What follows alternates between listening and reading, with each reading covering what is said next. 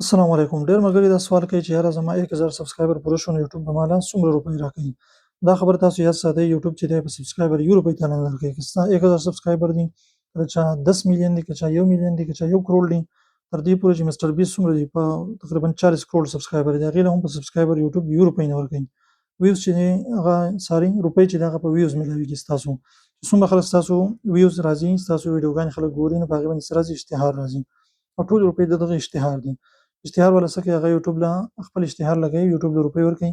یوټیوب د هغې نه 45% ځان له اخلي، 55% چې دی د ویډیو والا له ورکوي، څوک چې ویډیوګانې جوړوي یعنې موږ یې راکوي. نو تاسو په دې خبره پوه شئ چې سبسکرایبر صرف او صرف 1000 پکار دي د څه لپاره؟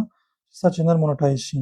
هغه هم چې دی دې لپاره کال شرط نشته، په ټول عمر کې بس کله هم چې 1000 وشو بس دغه ستا پوره دي. نور دا یو کال چې دی د 4000 غنټو واچ ټایم لپاره دی، یا 10 میلیون ویوز دی، هغه په 3 میاشتو کې، هغه د شارټ لپاره دی. په دې باندې تاسو پوهېږئ چې سبسکرایبر باندې یوټیوب چې دی یو روپۍ چاله هم نه ورکوي. ټولې روپۍ چې هغه د ویو دي، څومره ستا ویو زیات راځي په هغې به اشتهار ډېر چلېږي، ایډز به ډېر راځي، د هغې د وجې نه ستاسو ارنینګ کېږي.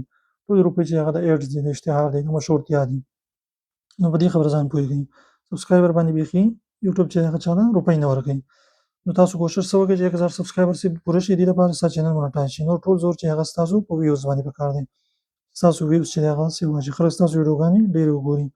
او ویو په څه سیوا کېږي؟ ویو ستاسو په ریګولرټي باندې سیوا کېږي. ته ریګولر چې دی ویډیوز اپلوډ کوه، روزانه یو ویډیو خامخا، زیات څومره کولی شئ خو یوه روزانه اپلوډ کوه. دې سره تمنیل باندې کار وکړه چې تمنیل ستا بالکل مزدار وي، ښکلی وي، کلیکیبل وي، چې خلک یې په هغې باندې کلیک کوي، داسې جوړ کړه. او دننه بیا ویډیو کې چې دی کوم تمنیل تا لګولی په ویډیو کې ستا هغه څیز موجود وي. په ویډیو کې به بیا دوکه چاله نه ورکوې چې هلکه تمنیل یو څیز لګولی او په ویډیو کې بل څیز موجود دی، دا به نه کوې. دې کې بیا ستا چینل چې دی هغه صحیح کېږي نه. په 2 څیزونو کار وکړه، په 3 باندې. یو ریګولر اوسېږه، یو تمنیل مزدار جوړوه، او بل چې دی ویډیو ښکلې جوړوه. ویډیو کې چې خلکو لپاره څه معلومات، خلکو له څه ویلي ورکوه چې هغه د هغې نه څه پیدا حاصلوي.